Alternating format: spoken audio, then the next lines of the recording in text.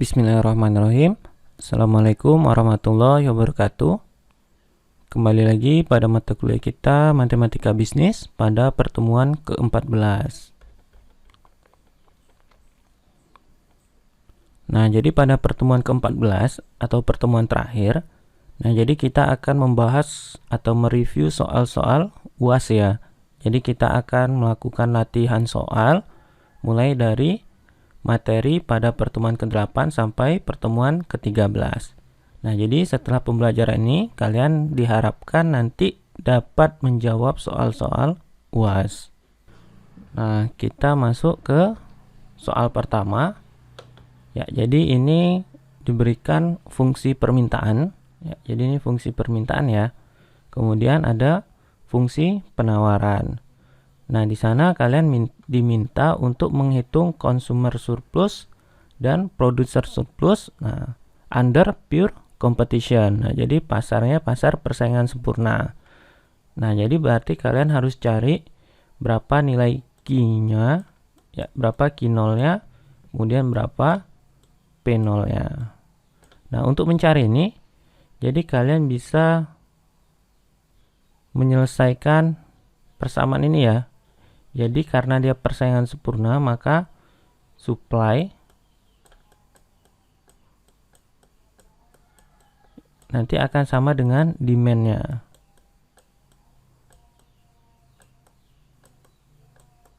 Nah, jadi di sini P demand akan sama dengan P supply. Nah, berarti ini kalian selesaikan, masukkan 106 dikurang Q kuadrat sama dengan ya Q dikurang 4 kuadrat. Ya, ini kalian selesaikan, nanti kalian dapat berapa nilai Q-nya. Nah, dari sini kalian bisa cari nilai P-nya. Nah, setelah itu nanti kalian bisa mencari CS dan PS-nya ya. CS-nya, kemudian kalian cari PS-nya. Oke, nah itu untuk soal pertama. Nah, soal kedua, ya untuk soal kedua, ya di sini diberikan dua buah fungsi supply and demand. Nah, jadi di sini karena supply-nya disebutkan duluan, maka ini adalah fungsi supply. Kemudian yang ini adalah fungsi demand. Ya, di sini kalian diminta menentukan equilibrium price dan kuantitinya ya. Berarti kalian cari berapa P-nya di titik keseimbangannya. Ya, masih sama dengan yang tadi, berarti supply sama dengan demand. Ya, kalian cari berarti ini Q ditambah 50 kemudian sama dengan 4000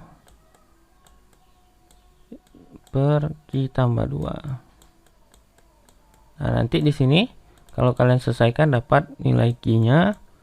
Nah, dari sini kalian akan dapat nilai P-nya. Oke. Nah, lalu masih sama menghitung berapa CS-nya dan PS-nya. Oke, nah sekarang soal nomor 3.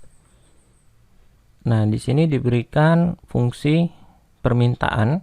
Ya, jadi di sini fungsi permintaannya terdiri atas 3 variabel ya, yaitu P, price, kemudian ada PA, price alternatif, dan Y, income ya, consumer income atau pendapatan pembeli.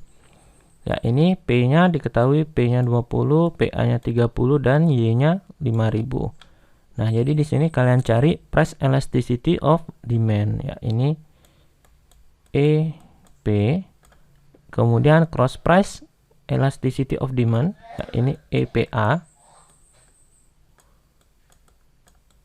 Nah, kemudian income elasticity of demand. Nah, ini EY. Oke. Nah, kemudian ya jika income-nya rise 5% ya. Nah, jadi ini kalian cari kemarin ya, dari sini ya, EY sama dengan ya percentage ya, change,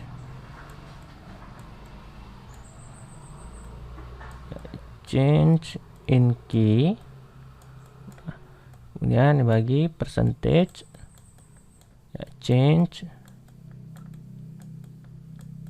ya, in y. Ya, jadi nanti kalian sudah dapat EY-nya pakai di sini. Nah, kemudian di sini income-nya rise 5%. Nah, berarti ini kalian ganti dengan 5%. Nah, kemudian kalian cari key-nya. Nah, kemudian apakah dia masuk ke barang tersebut barang inferior, barang normal, atau barang superior. Oke. Nah, sekarang soal nomor 4. Two sociologists have grant money to study school building in a particular city. Dua orang sosiolog mendapatkan hibah penelitian untuk melakukan studi tentang penggunaan bus sekolah di sebuah kota. They wish to conduct an opinion survey using 600 telephone contacts and 400 house contact. Nah, jadi mereka ingin melakukan survei dengan menggunakan 600 telepon dan 400 langsung datang ke rumah.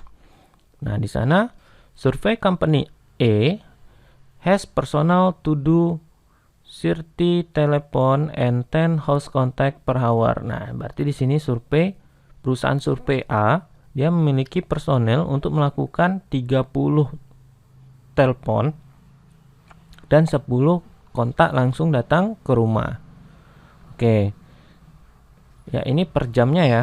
Oke, kemudian survei company B can handle 20 telepon and 20 house contact per hour. Nah, sedangkan perusahaan survei B itu mampu melakukan 20 kontak telepon dan 20 langsung datang ke rumah dalam 1 jam atau per jamnya. How many hours should be scheduled for each firm to produce exactly the number of contact needed? Ya, di sini ada exactly ya. Berarti sekarang di sini kita lihat berapa banyak atau berapa jam masing-masing perusahaan tersebut harus dijadwalkan sehingga tepat memenuhi survei ini tadi ya. Oke. Nah, berarti di sini karena berapa banyak jam untuk masing-masing perusahaan. Nah, berarti perusahaan ini itu variabelnya. Ini X. Kemudian ini Y. Oke, jadi X-nya itu kita misalkan survei company A. Survei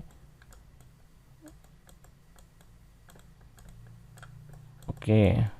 Kemudian Y-nya itu survei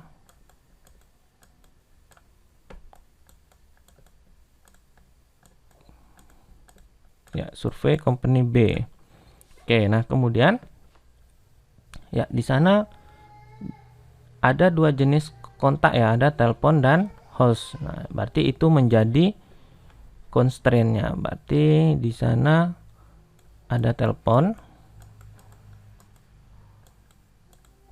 Oke, dan ada host. Nah, sekarang di sini kalau kita lihat perusahaan A itu memiliki personel untuk melakukan 30 telepon ya, berarti di sini ya, 30 X dan 10 host ya. Ya, berarti 10 X. Oke, nah sedangkan perusahaan B itu 20 telepon ya, berarti ditambah 20 Y dan 20 host kontak, berarti 20 juga di sini. Oke, nah sama dengan, nah kenapa sama dengan? Nah, karena di sini mereka ingin melakukan 600 telepon ya, 600 kontak melalui telepon, berarti ini 600. Kemudian 400 host kontak. Oke.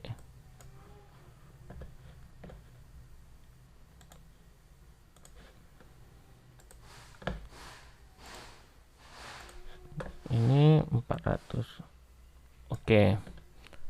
Nah, kemudian dari sini kita ingin berapa sih masing-masing perusahaan tersebut harus kita sewa ya, mungkin seperti itu.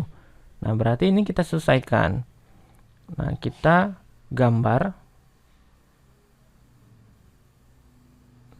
Nah, berarti ini akan kita selesaikan. Nah, untuk menyelesaikan seperti ini, ya kita tidak perlu menggambar ya. Karena di sini bukan program linear. Nah, jadi di sini dia ingin menyelesaikan biasa, ya berarti ini.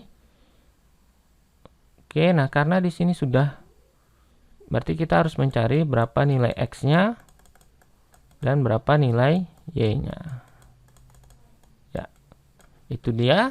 Silahkan kalian cari ya. Oke. Nah, soal nomor 5. A manufacturer produce two model racing bike B and C. Nah, jadi sebuah perusahaan membuat dua jenis sepeda balap, yaitu B dan C. Oke, nah berarti ini adalah X-nya, ini adalah Y-nya. Atau langsung juga boleh, jadi kita punya dua variabel yaitu B dan C. Oke. Each of which must be processed through two machine shop. Machine shop 1 is available for 120 hours per month and machine shop 2 for 180 hours per month. Nah, berarti di sini ada constraint-nya ya. Oke, nah jadi variabelnya tadi ada B, ada C. Ini racing bike. Ya, kita singkat RB, RB juga. Ini RB model B, ini RB model C. Nah, constraint yang pertama itu mesin 1, M1. Ya. Dia hanya tersedia 120 jam ya. Dan kemudian mesin 2 itu 180 jam. Oke. Oke, kita lihat dulu. Nah, the manufacturer of each bike of type B takes 6 hours in shop 1. Nah, jadi B itu membutuhkan 6 jam di mesin shop 1. Nah, berarti di sini kita buat 6B and 3 hours in shop 2. Nah, berarti di sini 3B. Oke. The corresponding times for C are 4 and 10 hours. Nah, sedangkan yang C itu adalah 4 jam, berarti 4C. Kemudian di mesin 2 dia perlu 10 jam. Oke. Nah, tadi di sini constraint-nya itu mesin shop 1 itu dibatasi hanya 120 jam beroperasi per bulannya. 120, sedangkan mesin shop 2 itu 180. Oke. Nah, kemudian kita batasi ya, B-nya itu harus positif, lebih dari sama dengan 0. Kemudian C-nya juga harus lebih dari sama dengan 0. Nah, ini constraint-nya. Kemudian di sana kita lihat ya, di sini if the profit is $180 and $220 per bike for type B and type C. Nah, berarti ini profitnya, objective function-nya. Objective function yaitu P sama dengan ya 180 bike B, berarti 180 B ditambah dengan 220 ya, C. Nah, how should the manufacturer arrange the production to maximize total profit? Ya, jadi ini akan kita maksimumkan. Oke, nah silahkan dikerjakan seperti latihannya ya. Jadi kalian gambar dulu, kemudian jadi langkahnya ini sudah ada fungsi objektif, kemudian sudah ada constraint-nya. Berarti langkah ketiga kalian tentukan daerah hasilnya ya, atau ya visible region-nya.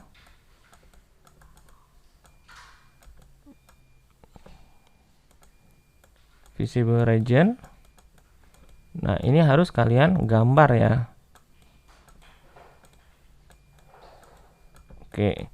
Kemudian yang keempat, baru kalian tentukan titik pojoknya atau corner point-nya.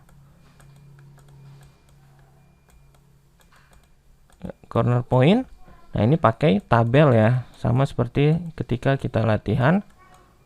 Ya, kemudian cari profitnya, mana yang profitnya ini maksimum, mana yang P-nya itu maksimum.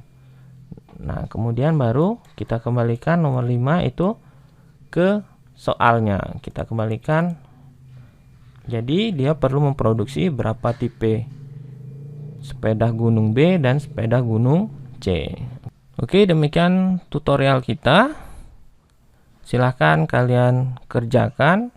Kemudian jangan lupa tugasnya kalian kumpulkan ya dari 1 sampai 5 ya, dari soal nomor 1 sampai soal nomor 5. Wassalamualaikum warahmatullahi wabarakatuh.